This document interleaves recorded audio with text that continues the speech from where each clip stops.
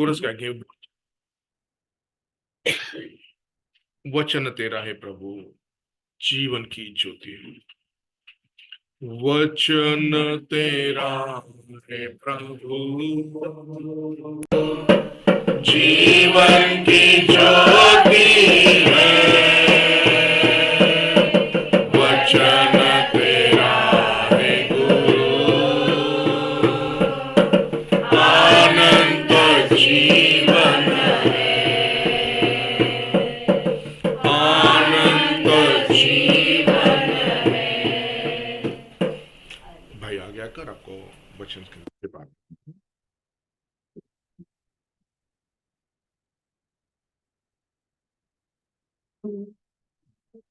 Hallelujah, सभी को praise Lord.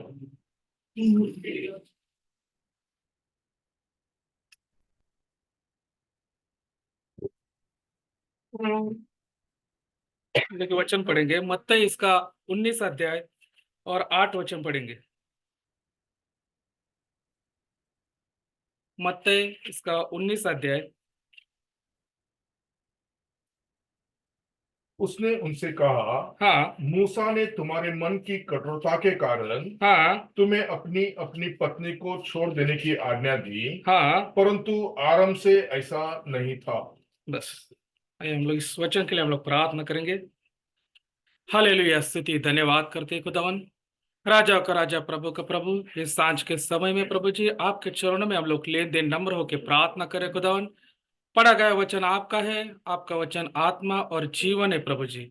जीवन स्वयं उतर कर प्रभु जी आप हमसे बातें करने के लिए हम लोग अपने आप को आपके हाथों में सौंपते प्रभु जी। लाड वचन को समझने के लिए प्रभु जी हमारे आत्मिक आंख और आत्मिक कानों को खोल के देने के लिए हम लोग प्रार्थना करते प्रभु जी।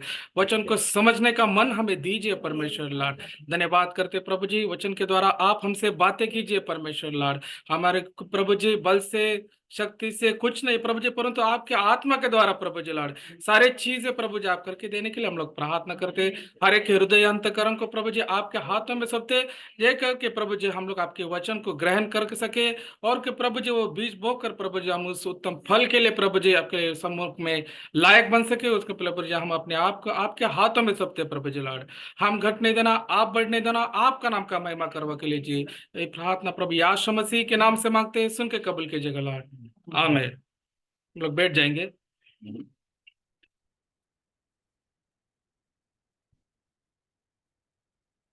फिर से उस वचन को पढ़ेंगे, मत्ती इसका 19 अध्याय और 8 वचन। उसने उनसे कहा, हाँ मूसा ने तुम्हारे मन की कठोरता के कारण हाँ तुम्हें अपनी अपनी पत्नी को छोड़ देने की आज्ञा दी, हाँ, परंतु आरंभ से ऐसा नहीं था।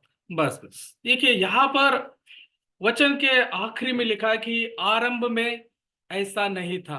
मतलब शुरुआत में कुछ तो अलग था, पर बाद में क्या हो गया, उसके अंदर बहुत बदलावट कर दिया गया है। क्योंकि अगर हम लोग देखेंगे तो सबसे पहली कलीसिया कौन सी है, तो जो मिस्र से बाहर निकाले गए लोग, मूसा के अगुवाई के द्वारा जो मिस्र से बाहर निकाले गए, वही पहली कलीसिया करके भाई ब्रह्मम उसके बारे में बताते हैं। कलीसिया का अर्थ क्या होता है, उस शब्द का अर्थ ही होता है कि अलग किया जाना। जब आप दुनिया से अलग किए जाते हो या जो अशुद्ध चीजों से या आक्रामक क्रिया से आप दूर किए जाते हो और प्रभु से जब आप जोड़े जाते हो, तब क्या होता है, आप एक कलीसिया करके आप उसको मान सकते हैं। जब पहले कलीसिया को पहले जब परमेश्वर ने उस मिस्र देश से बाहर निकाला, परमेश्वर उनकी अगुवाई करता रहा। हर एक चीज प्रभु उनको आयत करता गया, हर एक चीज प्रभु उनको सहायता करता गया। परंतु उन्होंने क्या किया है, समय समय पर परमेश्वर का परीक्षा लिया है। उन्होंने हर समय एक भी मौका नहीं छोड़ा कि वो लोग परमेश्वर का वहां पर परीक्षा नहीं किया हो। परंतु क्या है, वहां पर लिखा है कि आरंभ से ऐसा नहीं था। उन्होंने अपने हटीले मन के जो मन था, कठिन हृदय करके क्या किया, परमेश्वर का हर समय आज्ञा का और वचन का उल्लंघन किया था। पुराने करार में देखा जाएगा तो वहां पे क्या था, एकदम स्ट्रिक्ट वचन था। दांत के बदले दांत, आग के बदले आग, इतना वचन कैसा था, सटीक था। परंतु इनका मन इतना कठोर था कि मूसा को उसके अंदर बदलाव करना पड़ा। इसके लिए उस वचन के अंदर लिखा है कि तुमको पत्नी छोड़ देने का भी क्या कर दिया उसके अंदर वो बदलावट कर दिया गया है, क्योंकि तुम्हारा मन हठीला था, तुम्हारा मन कठिन था, परंतु आरंभ में ऐसा नहीं था करके वहां पर लिखा गया है। परमेश्वर अग्निस्तंभ द्वारा, मेघ स्तंभ द्वारा क्या किया है, उनका अगुवाई करते आ रहा है। वहां पर शुरुआत में सच्ची कलीसिया थी, परंतु समय समय के हिसाब से क्या हो गया, वो लोग नामधारी रूप धारण किया है। उस समय लिखा था कि परमेश्वर जो एक ही है, उसके अलावा और दूसरा कौन सा भी परमेश्वर नहीं होना चाहिए, ये आरंभ में था। परंतु उन्होंने सोने का बछड़ा बनाकर क्या किया, उस आज्ञा को तोड़ दिया। मतलब वो क्या हो गया, सच्चाई कलीसिया नामदारी कलीसिया के अंदर तब्दील हो गई है। उन्होंने अपने आप को एक दूसरा खुदा करके वहां पर आयत किया है। परंतु वचन लिखा है कि तुम्हारा परमेश्वर एक ही है, आकाश और धरती के नीचे जो एक ही यीशु मसीह है, वही तुम्हारा परमेश्वर होना चाहिए। परंतु उन्होंने क्या किया है, अपने आप को नामधारी जीवन के अंदर वो लोग लेके गए। परंतु उसके अंदर भी दो जन कौन थे, जो दुल्हन थी, जो सच्चाई भेड़ थी। वैसे उस समय में हुआ था, ये समय भी क्या होगा, वही जो सच्चाई कलीसिया वो क्या कर रही है, आहिस्ता आहिस्ता नामधारी रूप धारण कर रही है। उस समय में जो हुआ था, इस समय में भी क्या होगा, वैसे ही होगा करके लिखा है। शैतान क्या करता है, जो मूल वचन है उसके अंदर ही क्या करता है, मिलावट करता है, गड़बड़ी लेके आता है। शुरुआत के अंदर अगर हम लोग देखेंगे तो परमेश्वर ने आदम और हवा को आज्ञा दिया था कि तुम क्या नहीं करना, उस झाड़ का फल मत खाना। ये आरंभ में था, शुरुआती वचन, जो शुद्ध वचन, मूल बीज वो था। परंतु शैतान ने क्या किया, उसके अंदर मिलावट कर दिया, गड़बड़ी लेके आया, उसके अंदर और एक एडिशनल चीज डाल दिया। तुम क्या नहीं करना है, उसको छूना भी नहीं और खाना भी नहीं। देखो उसने क्या किया, मिलावट लेके आता है। फिर जो मूल वचन का रहता है ना, वो प्रभावहीन हो जाता है। मतलब उसके अंदर जो पावर रहता है ना, जो मूल खाने के अंदर जो पावर रहता है, वो क्या होता है, कम होता है, उसका असर कम होता है। यही शैतान का कार्य है। और जो शुरुआत से अब तक क्या कर रहा है, वो वही कार्य उसका चालू है कि जो परमेश्वर का सच्चाई वचन, जो सच्चाई उजाला है, वो हमारे ऊपर नहीं चमके। इसके लिए वो क्या कर रहा है, उस समय में भी वो शातिर जैसा कार्य कर रहा था, अभी भी वो क्या कर रहा है, उसी तरीके से वो कार्य करता है। वचन के अंदर वो क्या करता है, मिलावट करके जो सच्चाई जीवन हम तक नहीं पहुंचना है, उसका वो प्रयत्न करते रहता है। अगर हम लोग देखेंगे तो परमेश्वर ने हमको क्या दिया है, एक अच्छा सा समझो, एक पानी दिया है, शुद्ध पानी दिया है। दुनिया का अभी लोग क्या कर रहा है, उसके पानी के अंदर मिलावट कर रहा है। बहुत सारे चीजों को अगर हम लोग देखेंगे तो शराब के अंदर भी क्या डालते हैं, पानी ही मिक्स करते हैं। परंतु क्या हो जाता है, वो प्रभावहीन हो जाता है, उसका असर चला जाता है। जो उसका मूल जीवन है, वो क्या हो जाता है, उसके अंदर से नष्ट हो जाता है, वो आपको मरण के अंदर लेके आता है। अगर मूल भाषांतर के अंदर लेके देखेंगे तो परमेश्वर ने आज्ञा देके रखा था कि तुम अपना पिता और माता का क्या करना, आदर करना है, सम्मान करना है। अभी भाषांतर में अंदर हम लोग देखेंगे तो क्या लिखा है, अभी उल्टा कर दिया है। अभी क्या पहला आता है, माता और पिता आता है, पर मूल भाषांतर के अंदर हम लोग देखेंगे तो क्या आता है, पहला वो पिता आना चाहिए, कि पिता के अंदर ही क्या होता है, जीवन होता है, वही जीवन को लेके आता है। परंतु अभी भाषांतर के अंदर क्या करता है, शैतान बहुत सारा गड़बड़ी को लेके आया है। वो पहले लिखता है कि तुम माता का आदर करना है, पिता का आदर करना है। परंतु नामधारी उपदेश के अंदर हम लोग देखेंगे तो वो लोग क्या कहते हैं, अगर एक बच्चा जब सज्ञान हो जाता है, वो क्या कर सकता है, वो मुक्त हो जाता है। अपने माता पिता के साथ रहने का उसको कुछ जरूरत नहीं, माता पिता का आदर करने का जरूरत नहीं। ये सब क्या है, ये नामधारी उपदेश है।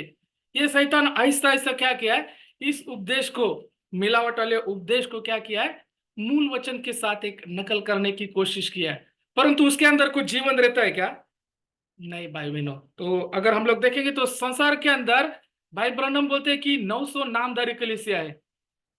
अगर 900 नामधारी कलीसिया है तो उनके 900 अलग अलग डॉक्ट्रिन भी हो गए, और वो सारे उपदेश पूरे दुनिया के अंदर घूम रहे। तो सोचो कितना सारा वचन के अंदर मिलावट होगा। हम लोग को तो इतना सा ही मिला है, जैसे वो स्त्री बोली थी कि वो मेज के नीचे जो चूरा पड़ा है, वो हम लोग खा रहे हैं, और उसके अंदर भी मिलावट है। तो हम लोग को कितना प्रतिशत मिलता रहेगा? और उसके अंदर भी हम लोग ठीक से स्थिर नहीं है, कभी बाहर कभी अंदर। हम लोग क्या करते हैं, रास्ते के आजू बाजू में जाके आते हैं, परंतु प्रभु ने जो हमको सीधा मार्ग रखा है उसके अंदर भी हम लोग क्या कर रहे हैं, आजू बाजू में डोल के चल रहे हैं। हम लोग उस उपदेश के अंदर, जो सच्चाई उपदेश है उसके अंदर भी हम लोग अब तक ठीक से नहीं चल रहे। अगर हम लोग एक उदाहरण के लिए भाई ब्रनम बताते हैं, हम लोग को वचन के ऊपर टिके रहना है, भले कितने भी नामधारी उपदेश आने दीजिए, परंतु हमको वचन के ऊपर टिके रहना है।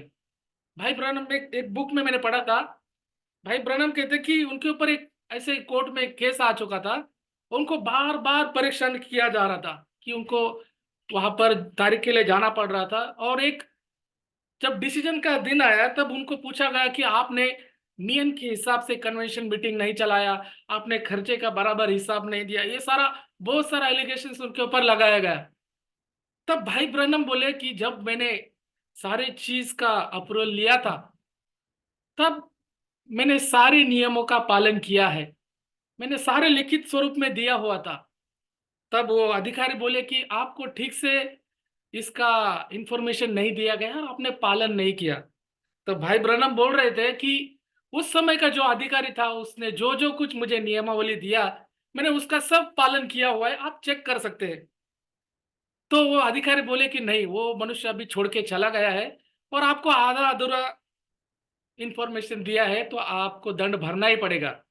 तो भाई ब्रनम उसको बहुत ही अच्छी रीति से बोलते हैं कि जो उस अधिकारी ने नियम के हिसाब से मुझे बोला था, मैंने सब पालन किया है, भले वो अधिकारी छोड़ के गया हो और जिसने ये कायदा कानून बनाया हो वो अभी ये दुनिया में नहीं रहा हो, फिर भी वो कायदा तो बदलता नहीं है, कायदा तो वही रहता है। और जो मैंने उस कायदे के हिसाब से सारे चीज बराबर किया है, तो मैं वो दंड के लिए मैं लायक नहीं है, क्योंकि मैं उस नियम के ऊपर कैसा है, टिका रहा हूं। जो मुझे बोला गया है वो सारे नियम को मैंने पालन किया है, तो मैं उसके ऊपर टिका रहा हूं, तो मैं दंड के लिए योग्य नहीं हूं करके वहां पर बताया।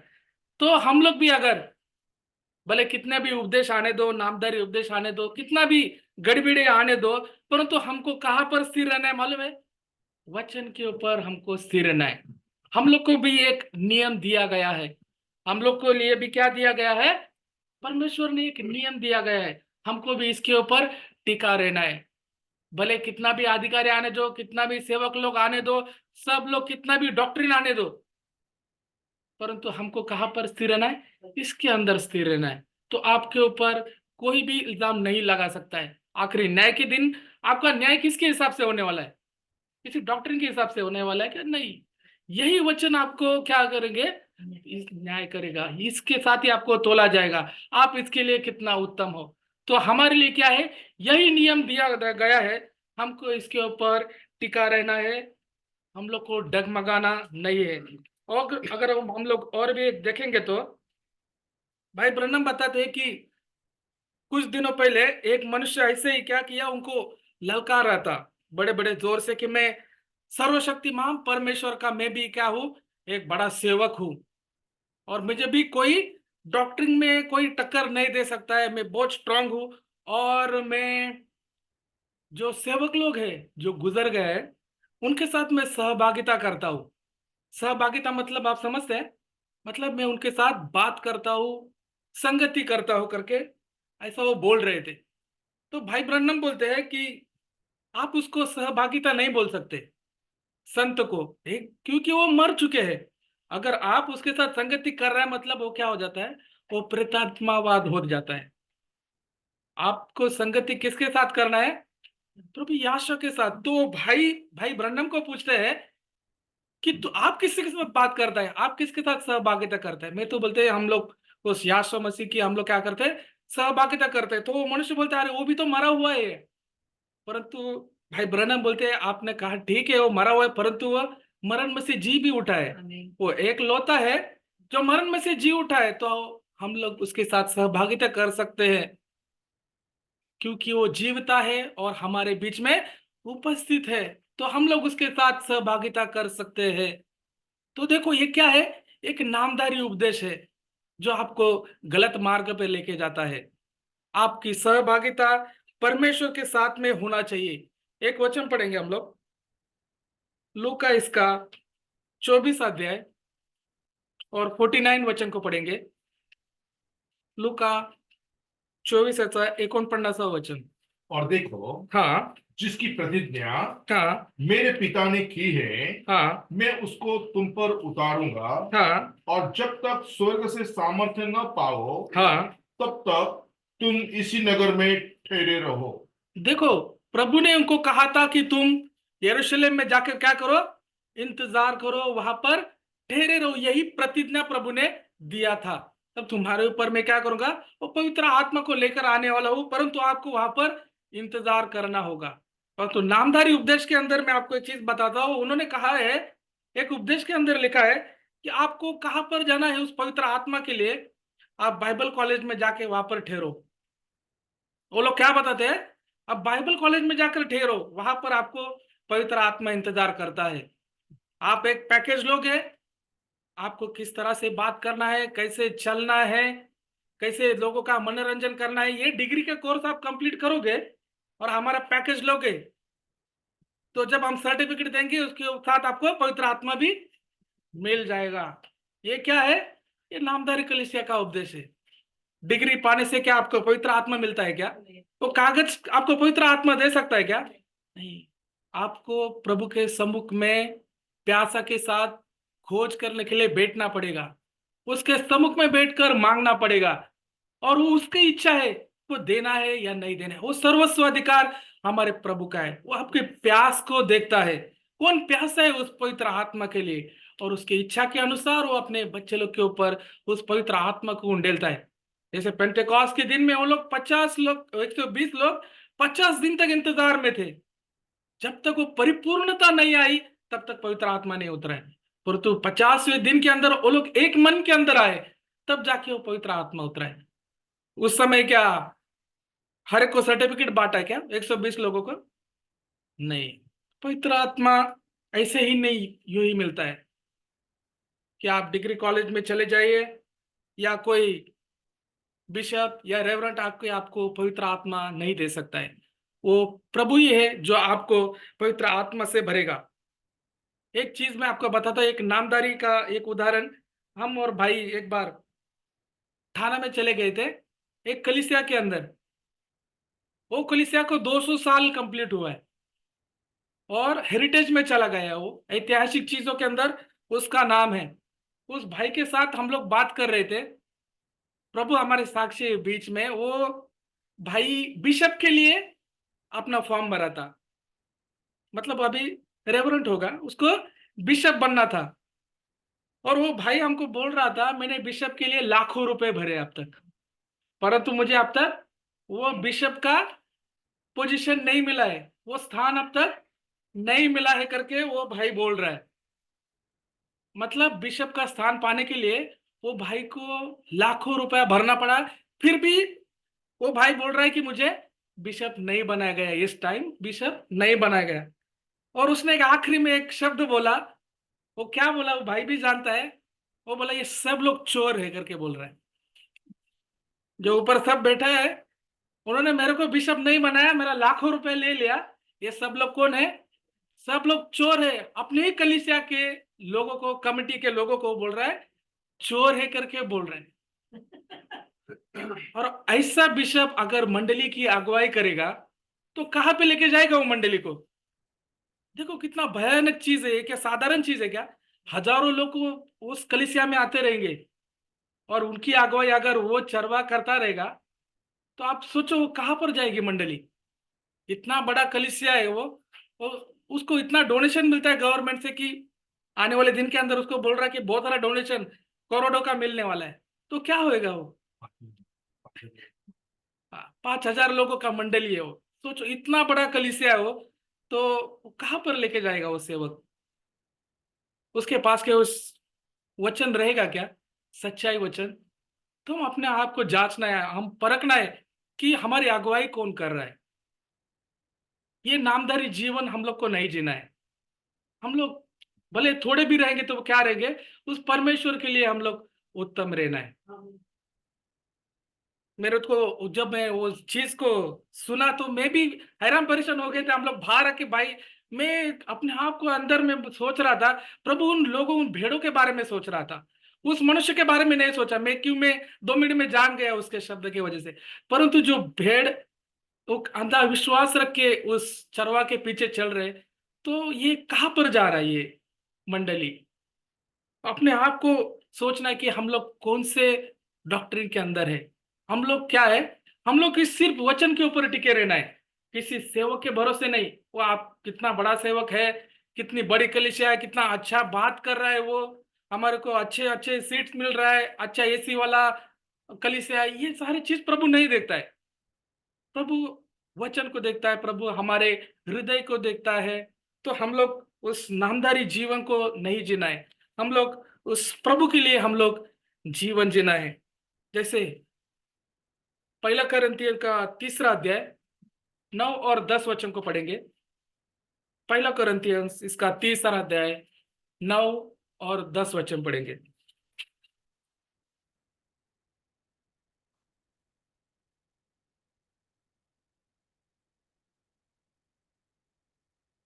क्योंकि हाँ हम परमेश्वर के सहकर्मी हैं। हाँ तुम परमेश्वर की खेती हाँ। और परमेश्वर की रचना हो।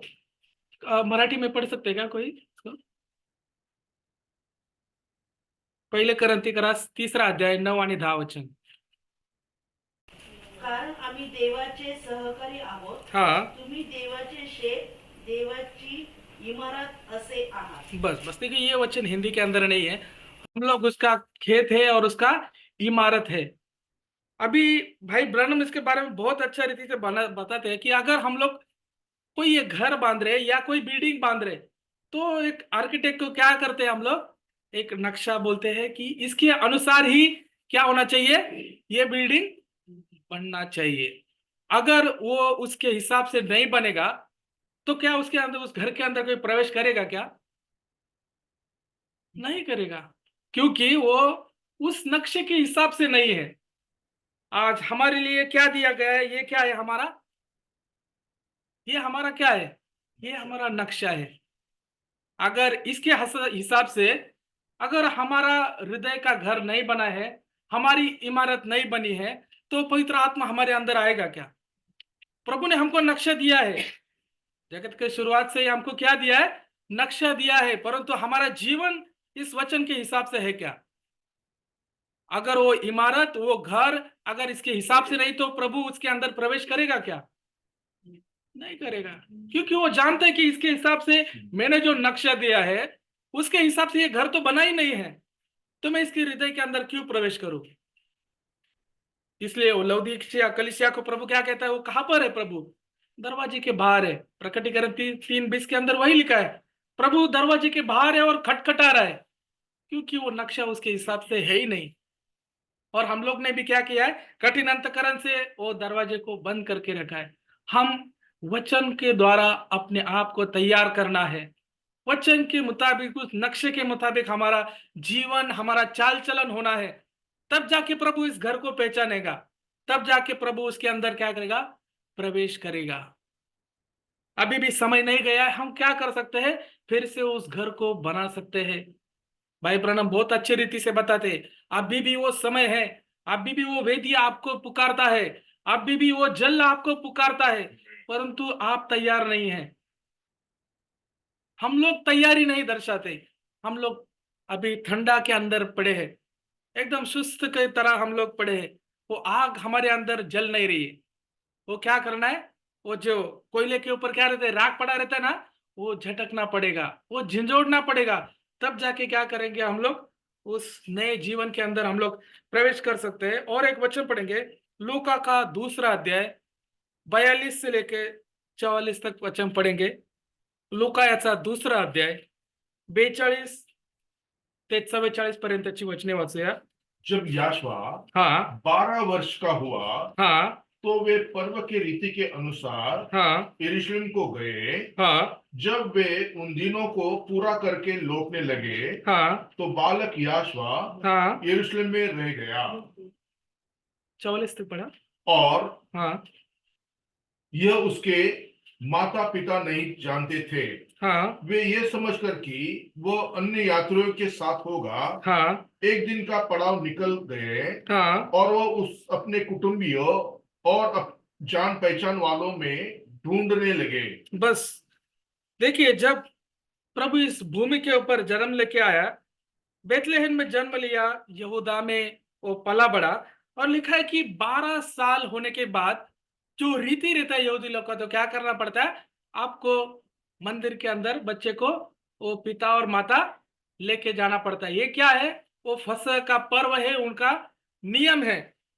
परंतु यहाँ पर लिखा है, जब वो उस बालक को लेके जा रहे थे यरूशलेम के अंदर, क्या हो गया, वो उनसे छूट गया है, उनका हाथ छोड़ दिया गया है करके वहां पर लिखा है।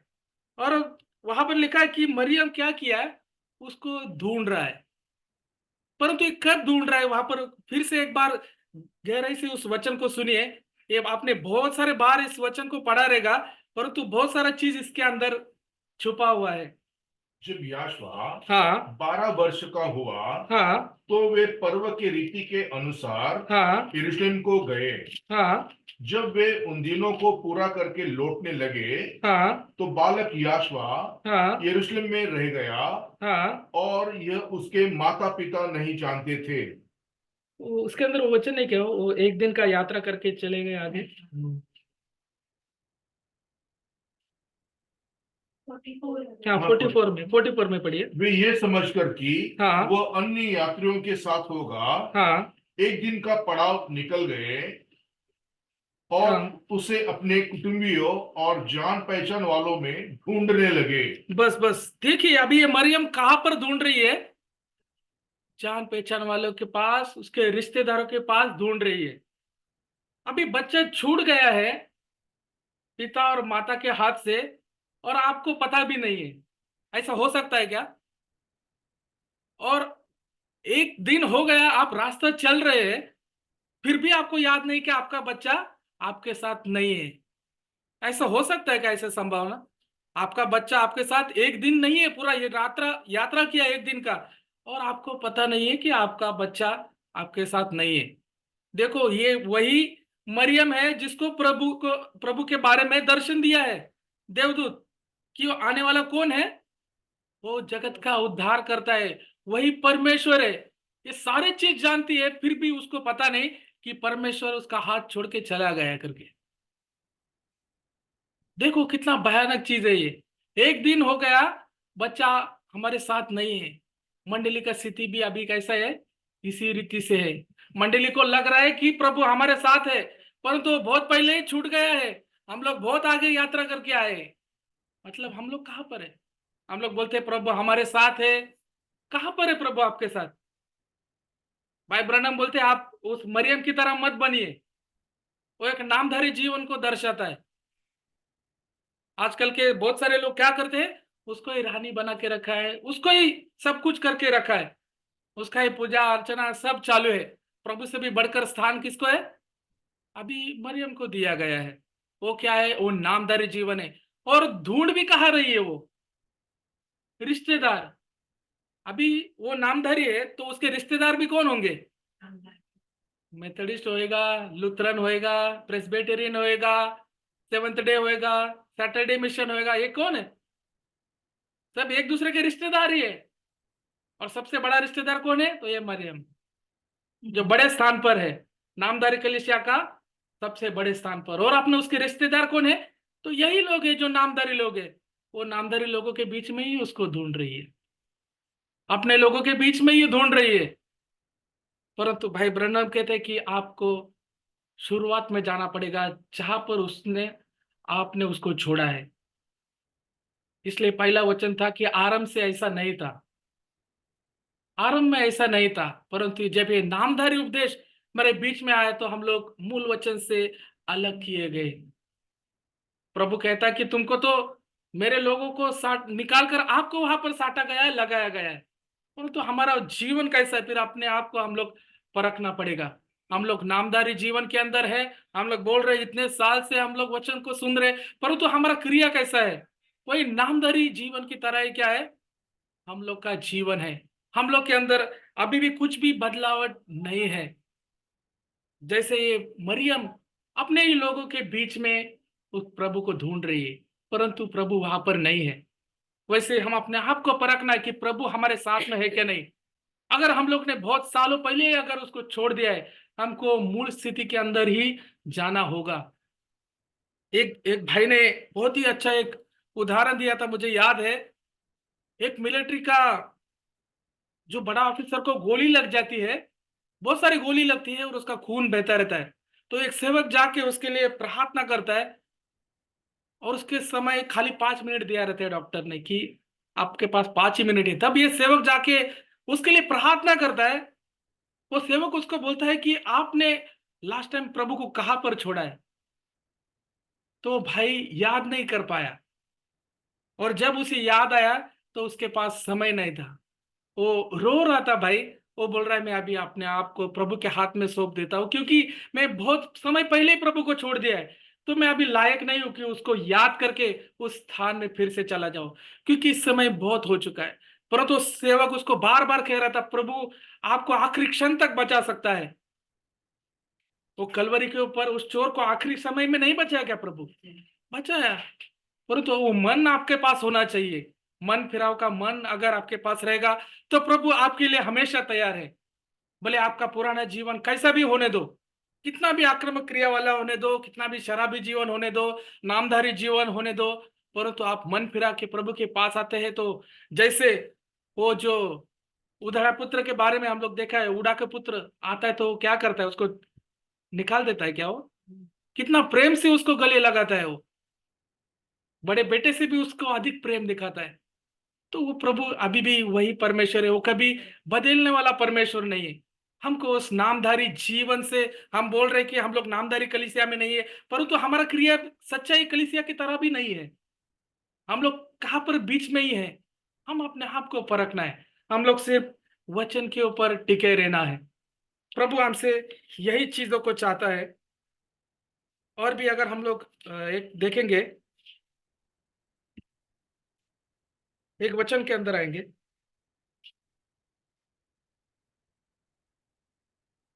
गलती का पहला अध्याय और 8 वचन आएंगे। परंतु हाँ यदि हम या स्वर्ग से कोई दूत भी उस सुसमाचार को छोड़ हाँ जो हमने तुमको सुनाया है, हाँ कोई और सुसमाचार तुम्हें सुनाए हाँ। तो शापित हो। देखिए पौलुस क्या कहता है कि जो मैंने सुसमाचार बताया है, जो प्रभु से मैंने उपदेश को पाया है, वो सारा का सारा मैंने आपको बता दिया है, और आप उसका अनुकरण करना है। बाइबल का बाहर का कुछ भी नहीं, जो वचन के अंदर है वो क्या करना है, हमको पालन करना है। अभी नामधारी कलीसिया क्या बोलता है, वो पिता पुत्र पवित्र आत्मा के बारे में आपको बताएगा, परंतु आरंभ से ऐसा था क्या? नहीं। हमारे लिए एक ही कलवरी पर गया है, यह आरंभ का वचन है। परंतु नामधारी ने क्या किया, उसके अंदर मिलावट लेके आया। आपको अगर बपतिस्मा लेना है तो कैसा लेना होता है? पूर्ण रीति से। छिड़का वाला बपतिस्मा हमको है क्या? बाइबल के अंदर किधर लिखा है क्या? परंतु ये नामधारी उपदेश है जो आपको असली वचन से क्या करता है, परे रखता है, आपको दूर लेके जाता है। परंतु आरंभ में ऐसा नहीं था। हमको एक ही नाम के अंदर हमको क्या करना है, बपतिस्मा लेना है। हमको एक ही बपतिस्मा जो बताया गया है, जो प्रेषित 2:38 के अनुसार जो पतरस ने हमको बताया था। परंतु वो लोग क्या कहते हैं, पवित्र आत्मा अभी नहीं, उस समय में था जब चेले लोग थे तब क्या था, वो पवित्र आत्मा था। अभी के समय के लिए पवित्र आत्मा नहीं है। ये नामधारी कलीसिया का उपदेश है। ऐसा है क्या? नहीं। पतरस ने क्या कहा है, जो कोई मन फिरा के प्रभु के सम्मुख में आएगा, उसके नाम में बपतिस्मा लेगा, वो जो कोई भी हो, वो क्या करेगा, पवित्र आत्मा पा सकता है। परंतु वो लोग बोलते नहीं, वो उस समय में ही था, परंतु वो सच्चाई उपदेश नहीं है। वो क्या है, एक नामधारी उपदेश है। ऐसा बहुत सारा चीज है। उन्होंने क्या किया है, नामधारी उपदेश ने जो सच्चाई वचन को क्या किया है, देखने का प्रयत्न किया है। परंतु आरंभ में ऐसा नहीं था, वहां पर मिलावट नहीं था।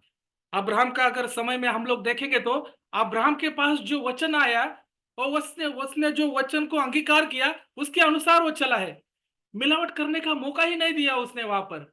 जो आया है आपको उसको अंगीकार करना है।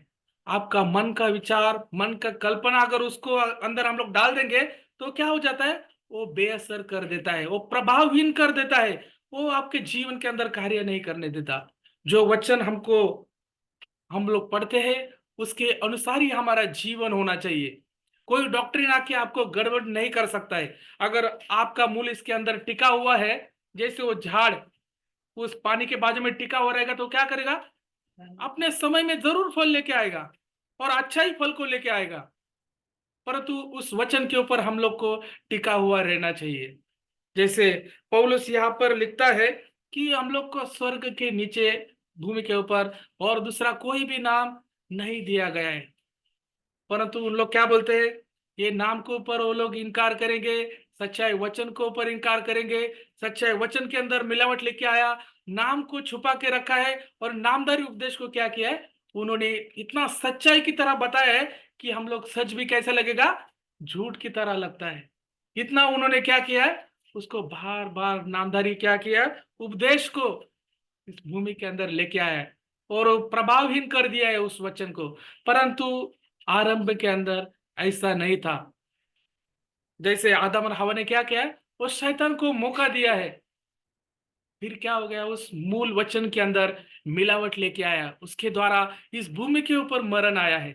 अगर हम लोग भी उसी नामधारी जीवन के अंदर, उसी मिलावट वाले उपदेश के अंदर हम लोग भी चला जाएंगे तो क्या हो जाएगा, ये जीवन नाश के अंदर चला जाएगा।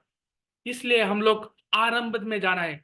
भाई ब्रनम कहते हैं हमारा आरंभ कहाँ पर है, तो उस पेंटेकॉस्ट के अंदर है।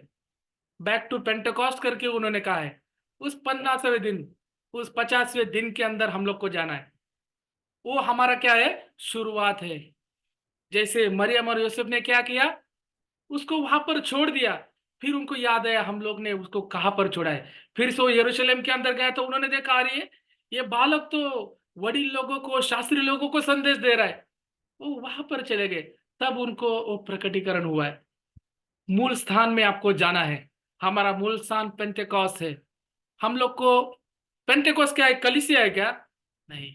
पेंटेकॉस्ट एक अनुभव है, एक पवित्र आत्मा का अनुभव है। हम लोग को उस अनुभव के अंदर जाएंगे तभी हम लोग क्या कर सकेंगे, उस उद्धार को पा सकते हैं। पवित्र आत्मा के बिना उसको प्रसन्न करना अनहोना है। पवित्र आत्मा के बिना आप स्वर्ग के राज्य के लिए लायक नहीं है। अपने आप को परखना है। आरंभ में ऐसा नहीं था जो अभी चल रहा है।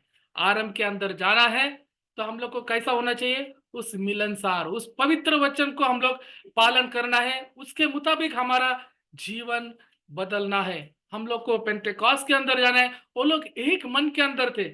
उसके अंदर अगर हम लोग पढ़ेंगे तो देखेंगे, प्रेषित उसका दूसरा अध्याय 42 में है, आई थिंक सो वचन हो।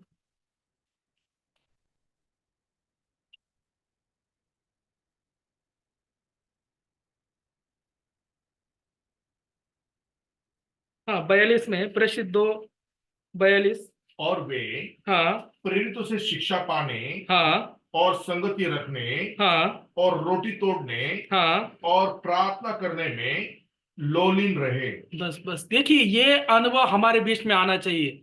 अगर हम लोग बोलते हैं कि हम लोग पवित्र आत्मा पाए हुए हैं तो ये सारा आचरण हमारे जीवन में होना चाहिए। शिक्षा पाने में, और उसके बाद लिखा है संगति रखने में। आज हमारा संगति कैसा है, खाली शारीरिक संगति है, खाली हमारा शरीर यहाँ पर आता है, परंतु हमारा एक मन आता है क्या। पौलुस कहता है तुम्हारा संगति कुछ काम का नहीं है, कुछ लाभ का नहीं है, तुम लोग अपने आप को भरमा रहे हो। वो संगति कैसा होना चाहिए, जो पेंटेकॉस्ट के अंदर था, एक मन वाला संगति। वो लोग क्या करते थे, अब रोटी तोड़ने में, और क्या करते थे वो लोग, संगति में और प्रार्थना में लोलीन थे। अपना जो कुछ भी था, उसके आगे वाला ही वचन तो लगता है, वो अपना सब कुछ बेच कर वो क्या करते थे, एक दूसरे का वो लोग सहायता करते थे। सब कुछ मतलब क्या होता है, सब कुछ मतलब सब कुछ, कुछ भी नहीं रखा अपने अपने लिए। एक दूसरे के जरूरत के लिए वो क्या करते थे, अपना सब कुछ बेचकर एक दूसरे का सहायता करते थे, एक दूसरे का सूदी लेते थे, एक दूसरे के लिए बोझ उठाकर प्रार्थना करते थे। ये आरंभ में था। इसलिए कहते हैं भाई ब्रनम कि हमको भी आरंभ में जाना होगा। आरंभ से ऐसा नहीं था, अभी बहुत सारा बदलाव आ गया है, बहुत सारा मिलावट आ गया है। ये शैतान का, ये जो संसार का अधिपति वचन के अंदर, भाषांतर के अंदर, मूल भाषांतर के अंदर भी क्या किया उसने, बहुत सारा गड़बड़ी को लेके आया है और हमको उस भरमाने वाले मार्ग के अंदर लेके जा रहा है। परंतु हम लोग क्या करना है, उस वचन के ऊपर, सच्चाई वचन के ऊपर टिके रहना है। भले कितना भी गड़बड़ी आने दो, कितना भी नामधारी उपदेश आने दो, हम लोग को सिर्फ वचन के ऊपर टिके रहना है और आने वाले समय के अंदर हम लोग को उस परमेश्वर को फल देने योग्य झाड़ बनाना है। परमेश्वर वही चीज है हमसे जो चाहता है। परमेश्वर हमको और कोई चीज नहीं चाहता, खाली उस वो फलों को चाहता है। हम उसके गुणों को, उसके कैरेक्टर को हम लोग क्या करना है, प्रकट करके देना है। प्रभु का यही हम लोग से इच्छा है। तो हम लोग को क्या, जैसे मरियम और यूसुफ जैसे प्रभु को उस स्थान पर छोड़ा है, उनको जब बाद में वो पता चला, उन्होंने क्या किया, पश्चाताप करके उस स्थान के अंदर चले गए। हम लोग भी अगर हो सकता है प्रभु को बहुत पहले छोड़ दिया हो, तो हमको भी फिर से उस स्थान के अंदर लौटना है। अभी भी समय नहीं हुआ है, अभी भी देर नहीं हुआ है। जैसे मैंने कहा है कि वो वेदी अभी भी आपका इंतजार कर रहा है, वो पानी अभी भी आपका इंतजार कर रहा है, वो प्रभु हमारा अभी भी इंतजार कर रहा है। जैसे उस पिता उस उड़ाकू पुत्र का इंतजार कर रहा था, हम लोग का प्रभु इंतजार कर रहा है। जैसे पौलुस कहता है, उस पानी से कौन ना बोलेगा। बहुत ही अच्छा रीति से वहां पर बताया गया है। हम लोग को भी उस आरंभ में जो शुरुआत में था, हमारा शुरुआत का विश्वास कैसा था, एकदम अग्नि के मापत हम लोग का विश्वास था। पर अभी क्या हो गया, उसके ऊपर धूल चढ़ गया, वो धूल झटकना होगा। पौलुस यही काम करता था, हर कलीसिया में जाके क्या करता था मालूम है, एक राउंड लगा के आता था कि वो आग बुझना नहीं चाहिए। मैं चला जाता तो क्या होता है, ये लोग ठंडे पड़ जाते, इसलिए वो फिर से एक राउंड मारता था। वो नहीं आ सका तो तिमोथी को भेजता था, और दूसरे सेवक उसने तैयार किए थे कि वो जाके उस आग को बरकरार रखे। हम लोग को भी प्रभु ने कुछ एक जिम्मेदारियां दिया है, कुछ काम दिया है, हम लोग को भी वही काम करना है, उस अग्नि को जलते रहना है। जिससे लेवी में लिखा है, वो दीपक वो लोग कभी बुझने नहीं देते थे। हम लोग के अंदर भी उस पवित्र आत्मा का अग्नि कभी भी बुझना नहीं चाहिए। हम लोग उसको शोकित नहीं करना है, हम लोग उस पवित्र आत्मा को शोकित नहीं करना है। देखो दाऊद राजा उस महत्व के चीज को जानता है कि प्रभु मेरे से उस पवित्र आत्मा को मत निकालिए करके वो रो रहा है वहां पर, क्योंकि उसको मालूम है पवित्र आत्मा नहीं तो कुछ फायदा नहीं, सब व्यर्थ के अंदर चला जाएगा। हम लोग को विशेष रक्षण करना है, उस पवित्र आत्मा के अंदर दिन प्रतिदिन हमको और बढ़ना है। जैसे आरंभ का हमारा विश्वास था, वो विश्वास हमारा होना चाहिए, वो आखिरी तक हमारा विश्वास होना चाहिए। जब रूत के बारे में हम लोग देखेंगे तो बाबाजी उसको क्या बोला मालूम है, पहले से तूने अब भी अधिक प्रीति दिखाया करके बोल रहे हैं। हम लोग बहुत ही पहला, बहुत सारे भाई बहन लोग गवाही देते, हम लोग बहुत प्रार्थना में था, बहुत भाईचारा था, प्रेम था, एक दूसरे के घर पे जाना आना था। तो वो प्रेम अभी कहाँ पर गया है, वो प्रेम आखिरी दिनों में ठंडा पड़ जाता है। हम लोग को क्या करना है, फिर से उस आग को जलाना है, फिर से उस आरंभ की ओर लौटना है। मरियम ने जो गलती किया और रिश्तेदारों में ढूंढते बेटी, ऐसा नहीं करना है। हम रिश्तेदारों में नहीं ढूंढना है उसको, हम लोग ध्यान में बैठना है। प्रभु को हम लोग ने कहां पर छोड़ा है, पहला हमारा विश्वास कैसा था, उस विश्वास की तरफ हम लोग को फिर से जाना है। प्रभु आज भी हम हमारी वहां पर ही इंतजार कर रहा है जहां पर हमने उसको छोड़ा है। आज भी देर नहीं हो गई। ओ प्रभु, अगर हम लोग पश्चाताप अंतकरण से फिर से उस स्थान को लौटेंगे तो क्या करेगा, वो प्रभु हमको जरूर गले लगाएगा। वो प्रेम का धनी है, वो क्या आपको गुस्सा करेगा क्या, नहीं, वो बड़े विशेष प्रेम के द्वारा क्या करेगा, आपको गले लगाएगा। तो हम लोग को फिर से उस आरंभ की ओर लौटना है। तो प्रभु ने इस वचन के द्वारा बात करने के लिए सहायता किया है, इसके लिए मैं परमेश्वर के नाम को कोटि कोटि धन्यवाद करता हूँ। प्रभु आप सभी को आशीष करे।